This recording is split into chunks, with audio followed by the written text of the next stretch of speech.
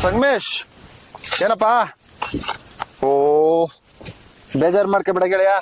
Actually ಕೆಲ್ಸಕ್ಕೆ ಹೋಗಿದ್ದೆ, ಕೆಲ್ಸ ಬಿಡೋದ್ ಲೇಟ್ ಆಗ್ಬಿಡ್ತು, ಹಂಗಾಗಿ ಸ್ವಲ್ಪ ಲೇಟ್ ಆಗ್ಬಿಡ್ತು. ಏನ್ ಸಮಾಚಾರಗಳು? ಏನಿಲ್ಲ, ಬೆಳಗ್ಗಿಂದ ಕೆಲ್ಸ ಹುಡುಕಿ ಹುಡುಕಿ ಸಾಕಾಯ್ತು. ಒಂದು ಕಾಯಮಾದ ಕೆಲ್ಸನೇ ಸಿಗ್ತಿಲ್ಲ ಕಣು.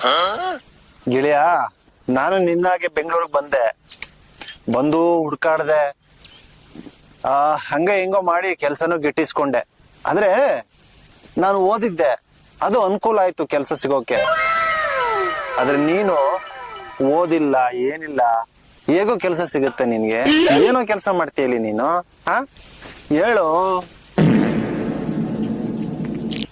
ಓದೋರ್ಗೆ ಒಂದೋ ಎರಡೋ ಕೆಲ್ಸ, ಆದ್ರೆ ಓದೇ ಇರೋರ್ಗೆ ನೂರಾರು ಕೆಲ್ಸ. ಅಲ್ಲ ಕಣೋ, ನೀನು ಬೆಂಗಳೂರಿಗೆ ಇವಾಗ ಬಂದಿದ್ಯಾ, ಇದಕ್ಕಿಂತ ಹಿಂದೆನೂ ಬಂದಿದ್ದೆ, ಹೋಗಿದ್ದೆ. ಇಲ್ಲಿ ಏನ್ ಸುಮ್ನೆ ಬಂದು ಸುಮ್ನೆ ಕಾಲ ಕಳ್ಕೊಂಡು ಹೋದಂಗೆ ಆ ರೀತಿ ಆಗ್ತೈತೆ. ಏನು ಕೆಲ್ಸಗಳು ಮಾಡ್ತಾ ಇಲ್ಲ, ಏನು ಕೆಲ್ಸಗಳು ಸಿಗ್ತಾ ಇಲ್ಲ. ಅದ್ರ ಬದ್ಲು ನೀನು ಊರಲ್ಲೇ ಇದ್ಕೊಂಡು ಏನಾದ್ರು ಕೆಲ್ಸಗಳು ಮಾಡ್ಬೋದಲ್ಲ, ಅಲ್ಲೇ ದುಡ್ಡು ತಿನ್ಬೋದಲ್ಲ. ಕೆಲ್ಸ ಸಿಗುತ್ತೆ ಅನ್ನೋ ಒಂದು ಭರವಸೆ. ಏನ್ ಭರವಸೆಗಳು ಏನ? ಅಲ್ಲ ಕಣೋ, ಇವಾಗ ಬೆಂಗಳೂರಲ್ಲಿ ನಿನಗೆ ತಗೋ ಆಯ್ತಾ, ಗ್ಯಾಸ್ ರೇಟ್ ಜಾಸ್ತಿ ಆಗೈತೆ, ಹಾಲಿನ ರೇಟ್ ಜಾಸ್ತಿ ಆಗೈತೆ. ನೀನು ಅಂಗಡಿಲಿ ಹೋಗ್ಬಿಟ್ಟು ಅಥವಾ ಬೇಕರಿಲಿ ಹೋಗ್ಬಿಟ್ಟು 1 ಲೀಟರ್ ನೀರ್ ತಗೋತೀನಿ ಅಂತಂದ್ರೆ 20 ರೂಪಾಯಿ, 30-35 ಈ ರೀತಿ ಇವೆ. ಆಯ್ತಾ, ಇಲ್ಲಿ ಅಕ್ಕಪಕ್ಕದವ್ರು ನಿನ್ಗೆ ಸಹಾಯ ಮಾಡ್ತಾರೆ, ಅದೂ ಇಲ್ಲ. ಆಯ್ತಾ, ಯಾರ ಮೇಲೂ ಭರವಸೆಗಳನ್ನ ಇಡಕ್ ಆಗಲ್ಲ ಇಲ್ಲಿ. ಆಯ್ತಾ, ನಿನ್ಗೆ ಒಂದೊತ್ತು ಊಟ ಇಲ್ಲ ಅಂತಂದ್ರೂ ಕೂಡ ಯಾರು ಅಕ್ಕಪಕ್ಕದ ಮನೆಯವ್ರು ತಂದು ಕೊಡಲ್ಲ.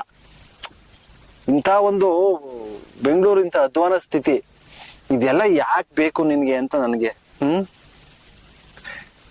ನನ್ಗೇನೋ ನೀನು ಊರಿಗೆ ಹೋಗ್ಬಿಡೋದು ಸರಿ ಅನ್ಸುತ್ತಪ್ಪ. ಅಲ್ಲಾದ್ರೆ ದುಡಿಮೆ ಹೇಗೋ ಜೀವನ ನಡೆದು ಬಿಡುತ್ತೆ. ನನ್ಗ್ಯಾಕೋ ನಿನ್ ಬೆಂಗಳೂರಲ್ಲಿ ಸರಿ ಅಂತ ಅನ್ನಿಸ್ತಾ ಇಲ್ಲ. ನೋಡು, ಹಿಂದಿಯವರು, ತಮಿಳ್ನವರು, ನೇಪಾಳಿಯವರು, ಮಧ್ಯಪ್ರದೇಶ, ಹೀಗೆ ಯಾರ್ಯಾರೋ ಇಲ್ಲಿಗೆ ಬಂದು ತಮ್ಮ ಜೀವನ ಕಟ್ಕೊಳ್ತಾ ಇದ್ದಾರೆ. ನಾವು ಕನ್ನಡಿಗರು, ಇದು ನಮ್ಮ ರಾಜ್ಯ, ನಮ್ಮ ರಾಜ್ಯದ ರಾಜಧಾನಿ. ಬೇರೆ ಭಾಷೆಯವ್ರಿಗೆ ಬದುಕು ಕೊಟ್ಟಂತ ಈ ಬೆಂಗಳೂರಲ್ಲಿ ನಮಗೆ ಒಂದು ಕೆಲಸ ಸಿಗಲ್ವಾ? ಏನಪ್ಪ ನೀನೇನ್ ಹೇಳ್ತೀಯ? ಸರಿ, ಇವಾಗ ಅದನ್ನ ಬಿಟ್ಟಾಕೋ, ನಡಿ ಹೋಗೋಣ. ಒಂದು ಟೀ ಯಾರ ಕುಡ್ಕೊಂಬರ್ಬ. ಟೀ ಏನ್ ಕುಡಿಯೋದು?